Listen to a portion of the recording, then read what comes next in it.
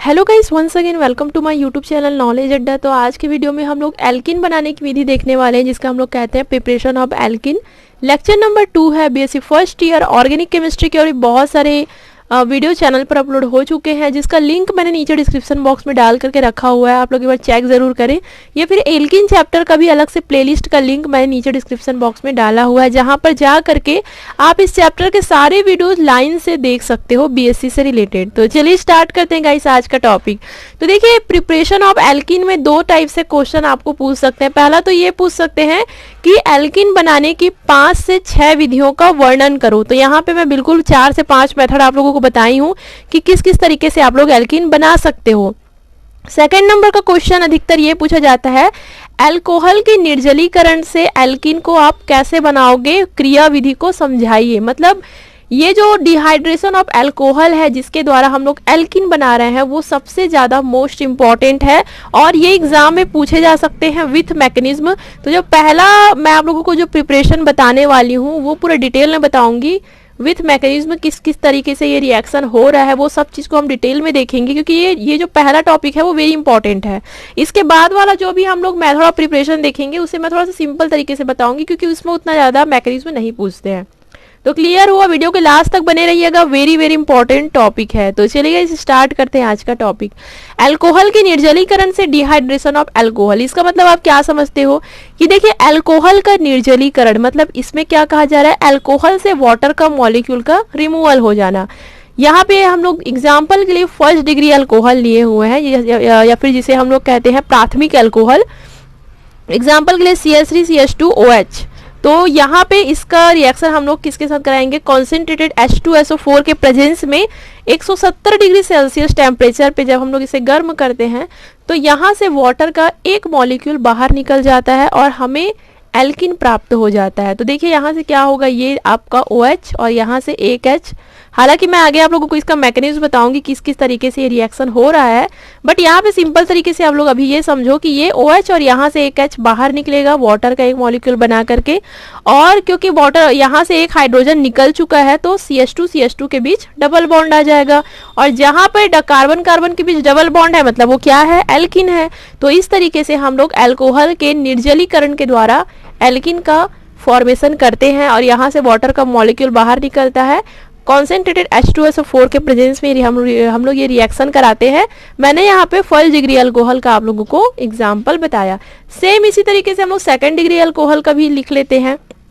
Second degree alcohol मतलब देखिए यहाँ पे 2 CH3 CH और OH। ठीक, तो ये क्या है आपका सेकंड डिग्री अल्कोहल है, द्वितीयक अल्कोहल है। तो यहाँ पे भी अगेन हम लोग कॉन्सेंट्रेटेड H2SO4 का के उपस्थिति में जो है इसे गर्म करेंगे। कितने डिग्री सेल्सियस पे, 140 डिग्री सेल्सियस पे। तो देखो पहले और दूसरे में फर्क क्या है, यहाँ पे फर्स्ट डिग्री अल्कोहल है तो हम लोगों को थोड़ा सा ज्यादा टेम्परेचर देना पड़ रहा है, क्या बनाने के लिए, एल्किन बनाने के लिए।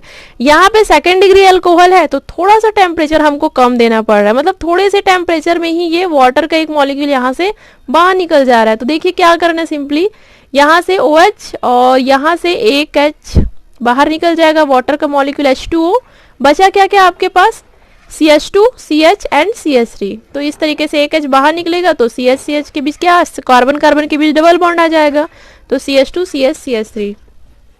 तो ये हुआ सेकंड डिग्री अल्कोहल, ये सारे लिख लेना गाइस। अब देखो third degree alcohol, third degree alcohol यहाँ पे 3 CH3 CH3 COH है ना, और यहाँ पे भी अगेन हम लोग कॉन्सेंट्रेटेड H2SO4 यूज करेंगे, बट फर्क क्या है, 100 डिग्री सेल्सियस टेम्परेचर पे ही वाटर का मॉलिक्यूल बाहर निकल जा रहा है। तो देखो तीनों में फर्क क्या है, फर्स्ट डिग्री अल्कोहल में हमको ज्यादा टेम्परेचर देना पड़ रहा है, और सेकंड डिग्री अल्कोहल में हमको थोड़ा सा टेम्परेचर देना पड़ रहा है, और थर्ड डिग्री अल्कोहल में हमको बहुत ही कम टेम्परेचर देना पड़ रहा है। मतलब कुछ इस तरीके से third degree, second degree, first degree, तो इस तरीके से हम लोग लिखे हुए हैं। तो यहाँ पे देखिए फिर से यहाँ से भी अगेन वाटर का एक मॉलिक्यूल बाहर निकल जाएगा, बचा क्या आपका एल्किन। तो इस तरीके से होगा गाइस। तो देखिए आप लोग क्या लिखोगे कि अल्कोहल को जब हम लोग कॉन्सेंट्रेटेड H2SO4 के प्रेजेंस में 170 डिग्री सेल्सियस पे गर्म करते हैं तो फर्स्ट डिग्री अल्कोहल से वाटर का एक मॉलिक्यूल बाहर निकलता है और हमको एल्किन प्राप्त होता है। तो इस तरीके से तीनों एग्जाम्पल आप लोग लिख लेना, फर्स्ट डिग्री अल्कोहल का, सेकंड डिग्री अल्कोहल का और थर्ड डिग्री अल्कोहल का। इसको मैं थोड़ा सा डिटेल में बताऊंगी क्योंकि ये बहुत ही ज़्यादा इंपॉर्टेंट है आपके चैप्टर में। अल्कोहल का निर्जलीकरण वेरी वेरी इंपॉर्टेंट है। अब चलिए हम लोग यहाँ पे मैकेनिज्म देखते हैं, ये रिएक्शन कैसे कैसे हुआ होगा, आखिर क्यों हम लोगों ने कॉन्सेंट्रेटेड H2SO4 का यूज़ किया हुआ है, ये सब हम लोग देखेंगे। तो चलिए हम लोग स्टार्ट करते हैं। फर्स्ट डिग्री अल्कोहल का मैं यहाँ पर एग्जांपल लेने वाली हूँ। तो देखिए फर्स्ट डिग्री अल्कोहल CH3CH2OH है ना, तो CH3CH2OH को ऐसा भी लिख दूँ मैं, CH3CCH2OH। अब यहाँ पे हम लोग किसके साथ रिएक्शन करा रहे हैं, कॉन्सेंट्रेटेड H2SO4 के साथ। तो H2SO4 को मैंने थोड़ा सा फैला करके लिखा हुआ है ताकि जो भी यहाँ पे मैकेनिज्म हो रहा है मैं आप लोगों को अच्छे से समझा सकूँ। तो H2SO4 को इस तरीके से आप लिख सकते हो। तो देखिए यहाँ पे क्या होगा, दो टाइप के यहाँ पे आपके आयन बनते हैं, पहला तो H+ और ये HSO4 माइनस आयन। तो देखिए ये जो आपका H+ आयन है वो सिंपली इस OH के साथ आकर के जुड़ जाएगा। यहाँ पे देखो पहले स्टेप में क्या होगा, ये जो आपका H+ है ये कहाँ से आया, H+ कॉन्सेंट्रेटेड H2SO4 से आया। जब इसका विखंडन होता है, जब यहाँ पे फिजन होता है तो यहाँ पे H में क्या आ जाता है, पॉजिटिव चार्ज। तो ये जो H+ है वो इस OH के साथ जुड़ करके क्या बना लेते हैं, OH2 यहाँ पर बन जाता है। क्योंकि एक हाइड्रोजन जो है वो ऑक्सीजन के साथ जुड़ा हुआ है तो इस वजह से यहाँ पे क्या आ जाएगा, प्लस चार्ज आ जाएगा। तो यहाँ पे हमारा पहले स्टेप में क्या बना, प्रोटोनेटेड अल्कोहल। एंड बाकी तो एज इट इज रहेगा, CH3CH2 ये तो एज इट इज रहेगा। तो पहला प्रोडक्ट हमारा बना प्रोटोनेटेड अल्कोहल। अब देखिए आगे क्या होगा, ये जो प्रोटोनेटेड अल्कोहल है वहां से वाटर का एक मॉलिक्यूल बाहर निकल जाएगा। यहाँ से देखो, अब देखिए यहाँ पे क्या होगा, सेकंड स्टेप में जो हमारा जो प्रोटोनेटेड अल्कोहल था वहां से वाटर का एक मॉलिक्यूल क्या हो जाएगा, बाहर निकल जाएगा। ये बॉन्ड इस तरफ शिफ्ट हो जाएगा, मतलब ये बॉन्ड को लेकर के ये वाटर के मॉलिक्यूल क्या हो जाएंगे, बाहर निकल जाएंगे। -H2O removal of water. तो जैसे ये वाटर का यहाँ से रिमूवल होगा तो कार्बन में क्या आ जाएगा, पॉजिटिव चार्ज आ जाएगा। तो हमारा क्या बन गया, CH3CH2 और यहाँ पे क्या है, पॉजिटिव चार्ज है। तो पहला स्टेप हमारा, सेकंड स्टेप में हमारा क्या हुआ, वाटर का वन मॉलिक्यूल यहाँ से बाहर निकल गया। अब देखो क्या होगा, क्योंकि यहाँ पर हमारा क्या बचा हुआ है, HSO4 बचा हुआ है। यहाँ पे मैंने बताया था ना कि दो टाइप के हम लोगों के यहाँ पे आयन मिलते हैं। सबसे पहला तो ये H+ हो मिलेगा हम लोगों को और यहाँ पे HSO4 माइनस भी यहाँ पर मिलेगा। तो ये जो HSO4 माइनस है वो यहाँ पे हम लोग अब थर्ड स्टेप में यूज करने वाले हैं। तो यहाँ पे देखिए ये जो HSO4 माइनस है वो यहाँ से CH3 से एक H को ले करके H2SO4 बन के यहाँ से बाहर निकल जाएंगे। और यहाँ पे जैसे ये हाइड्रोजन यहाँ से बाहर निकलेगा, यहाँ पर क्या आ जाएगा, डबल बॉन्ड आ जाएगा। यहाँ पर जो प्लस चार्ज है वो भी खत्म हो जाएगा और आपका बन गया finally alkene, CH2 double bond CH2 H2SO4 यहाँ से बाहर निकल जाएगा। तो देखो यहाँ पे मैकेनिज्म में हम लोगों ने क्या समझा कि किस तरीके से वाटर का मॉलिक्यूल बाहर निकला है, किस तरीके से हमको एल्कीन प्राप्त हुआ है। तो ये सब हमको मैकेनिज्म में समझना है। तो ये हुआ गाइस पहला कंप्लीट आप लोगों का अल्कोहल के निर्जलीकरण से। जब हम लोग अल्कोहल का रिएक्शन कॉन्सेंट्रेटेड H2SO4 के साथ कराते हैं तो वाटर का एक मॉलिक्यूल बाहर निकलता है, H2SO4 भी वहां से बाहर निकलता है और हमको एल्कीन प्राप्त हो जाता है। तो आई थिंक आप लोगों को जो मैकेनिज्म है पूरा वो क्लियर हो गया होगा कि आखिर हम लोगों ने कॉन्सेंट्रेटेड H2SO4 का यूज क्यों किया हुआ है, क्या रोल है यहाँ पे H2SO4 का। तो चलिए अब हम लोग आगे देख लेते हैं। ये तो पहला मेथड ऑफ प्रिपरेशन कंप्लीट होता है। सेकंड नंबर का देखो क्या है, ग्रिग्नार्ड अभिकर्मक के द्वारा क्या होता है, ग्रिग्नार्ड रीजेंट जिसका फॉर्मूला होता है CH3MgI। इसको आप लोग फाइनल ईयर में अच्छे से पढ़ोगे ग्रिग्नार्ड अभिकर्मक को।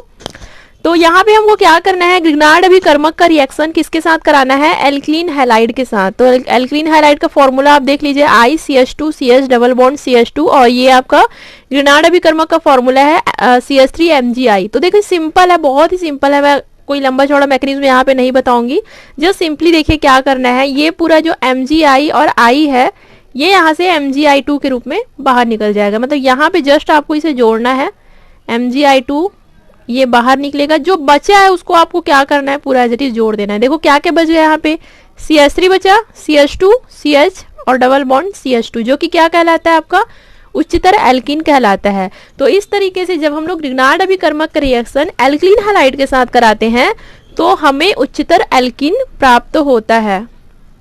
तो ये सेकंड मेथड ऑफ प्रिपरेशन है कि किस तरीके से ग्रिग्नार्ड अभिकर्मक का उपयोग करके हम लोग उच्चतर एल्किन बना सकते हैं। पहला मेथड ऑफ प्रिपरेशन क्या था, अल्कोहल के निर्जलीकरण से। दूसरा क्या है, ग्रिग्नार्ड अभिकर्मक के द्वारा। अब चलिए थर्ड देखते हैं, भंजन के द्वारा। भंजन मतलब क्या होता है, एकदम गर्म करना, मतलब उसको हाई टेम्परेचर पे क्या करना, गर्म करना। तो देखिए भंजन विधि के द्वारा क्या होगा, डेकेन जिसका फॉर्मूला है C10H22, इसका हम लोग क्या करने वाले हैं, भंजन करने वाले हैं। तो जब उच्चतर एल्केनों को उच्च ताप पर मतलब हाई टेम्परेचर पर 400 से 500 डिग्री सेल्सियस पे गर्म किया जाता है तो निम्नतर एल्केन और निम्नतर एल्किन प्राप्त होते हैं। देखिए यहाँ पे उच्चतर एल्केन है C10H22 जो कि डेकेन कहलाता है। अब अगर हम लोग इसको हाई टेम्परेचर पे गर्म करते हैं, मतलब 400 से 500 डिग्री सेल्सियस पे जब हम लोग इसे हीट देते हैं, गर्म करते हैं, इसका भंजन करते हैं, तो उसके बाद हमें निम्नतर एल्केन प्राप्त होते हैं और निम्नतर एल्कीन प्राप्त होते हैं। तो यहाँ पे एल्कीन कौन कौन सा है, ये देखो C2H4 एंड C4H8, ये जो है वो निम्नतर एल्कीन है और ये निम्नतर एल्केन है C4H10। तो क्लियर हुआ भंजन के द्वारा कैसे हम लोग निम्नतर एल्कीन प्राप्त कर सकते हैं। तो ये है बहुत ही सिंपल सा मेथड ऑफ प्रिपरेशन है। ये जो रिएक्शन है वो भी आप लोगों को जल्दी से याद हो जाएगा। तो थर्ड नंबर का है भंजन के द्वारा। अब चलिए चौथे नंबर का हम लोग देखते हैं। बट यहाँ पे बहुत इजी तरीके से मैं बता रही हूँ, बस जो अल्कोहल का जो डिहाइड्रेशन वाला था वो मैंने थोड़ा सा डिटेल में बताया हुआ था। बाकी ये सब आप लोग ऐसे सिंपल भी लिखोगे तो आपको नंबर मिल जाएंगे। यहाँ पे हर एक पॉइंट में आपको मैकेनिज्म लिखना जरूरी नहीं है। अब चलिए चौथे नंबर का देखिए, एल्काइन के आंशिक अपचयन से। देखो सिंपली आपको क्या करना है, हमको एल्काइन लेना है। एल्काइन क्या होता है, जिसमें कार्बन कार्बन के बीच ट्रिपल बॉन्ड प्रेजेंट होता है। एल्किन चैप्टर जैसे कंप्लीट होगा मैं आप लोगों को एल्काइन के बारे में बता दूंगी। तो देखो alkyne CH3C triple bond CH जो कि 1 प्रोपाइन कहलाता है। जब एल्काइन का रिएक्शन हम लोग निकिल चूर्ण के प्रेजेंस में, निकिल पाउडर की उपस्थिति में 200 डिग्री सेल्सियस पे कराते हैं, तो यहाँ पे प्लस H2 हम लोग करेंगे और हमको 1 प्रोपीन प्राप्त होगा। देखिए यहाँ पे मैंने लिखा हुआ है, जब एल्काइन का निकिल चूर्ण की उपस्थिति में 200 डिग्री सेल्सियस पर आंशिक अपचयन किया जाता है तब एल्कीन बनता है। तो देखो यहाँ पे क्या होगा, ये जो सिंपल देखिए बता रही हूँ, 2 हाइड्रोजन एटम है वो यहाँ पर जुड़ जाएंगे। तो देखो किस तरीके से जुड़ेगा, CH3 तो एज इट इज है, यहाँ CH और यहाँ एक H मतलब CH CH2। जैसे हाइड्रोजन यहाँ पे जुड़ेंगे जो ट्रिपल बॉन्ड है वो क्या हो जाएगा, आपका डबल बॉन्ड में चेंज हो जाएगा। तो यहाँ पे 1 प्रोपीन। तो ये क्या है, आपका एल्काइन है और ये क्या है, एल्कीन है। एल्काइन में क्या होता है, कार्बन कार्बन के बीच ट्रिपल बॉन्ड होता है। हम लोग यहाँ पे H2 का यूज करके इनके एल्काइन के आंशिक अपचयन करके, इनका रिडक्शन करके हम लोग आसानी से 1 प्रोपीन बना सकते हैं। तो क्लियर हुआ आप लोगों को। अब पांचवा देखिए, लास्ट बता रही हूं मैं, एल्किल हाइलाइट के विहाइड्रो हैलोजनीकरण से। देखो यहाँ पे आइसोप्रोपिल आयोडाइड मैंने लिया हुआ है CH3CHI इसका रिएक्शन हमको KOH के साथ कराना है। तो देखिए इसमें क्या होगा, ये जो K प्लस और OH माइनस में ये क्या होंगे, डिवाइड होंगे। तो K प्लस है वो I के साथ बाहर निकल जाएंगे, आपका KI यहाँ से बाहर निकल जाएगा। OH माइनस है वो भी यहाँ से एक हाइड्रोजन एटम को लेकर के H2O का मॉलिक्यूल बना लेंगे और बाकी जो आपका बच गया क्या, CH3 CH double bond CH2। एक H जैसे यहाँ से बाहर निकलेगा, कार्बन कार्बन के बीच डबल बॉन्ड आ जाएगा और ये आपका क्या बन जाएगा, एल्किन बन जाएगा जो कि कहलाता है आपका प्रोपीन। तो इस तरीके से 5 मेथड मैंने आप लोगों को बताया जिसके द्वारा आप लोग एल्किन का निर्माण कर सकते हो। इसके आगे जो एल्किल हैलाइड का जो विहाइड्रो हैलोजनीकरण है, इसका जो मैकेनिज्म है वो मैं आप लोगों को सेडजेप के नियम में बताऊंगी। क्योंकि देखिए सेडजेप का नियम ना मोस्ट इंपॉर्टेंट है, आपके BSc फर्स्ट ईयर में बहुत बार पूछे जा चुके हैं सेडजेप का नियम। तो इसको मैं नेक्स्ट वीडियो में बताऊंगी अलग से, क्योंकि ये इंपॉर्टेंट है। थोड़ा सा डिटेल में बताना चाहती हूँ, इस तरीके से फास्ट नहीं बताऊंगी मैं, थोड़ा सा इसको डिटेल में बताऊंगी क्योंकि इसका विथ मैकेनिज्म आपको एग्जाम में आ सकता है। तो सेडजेप का नियम हम लोग अगले वीडियो में डिस्कस करेंगे। तो ये जो एल्किल हैलाइड का विहाइड्रो हैलोजनीकरण है उसका भी मैकेनिज्म आप लोगों को नेक्स्ट वीडियो में ही समझ में आ जाएगा। तो इतना है गाइस आज का हमारा टॉपिक। आई थिंक आप लोगों को समझ आया होगा। कोई भी डाउट हो आप नीचे कमेंट कर सकते हैं। एंड आई होप गाइस आज का टॉपिक भी आप लोगों के लिए हेल्पफुल रहा होगा। And thank you so much for watching.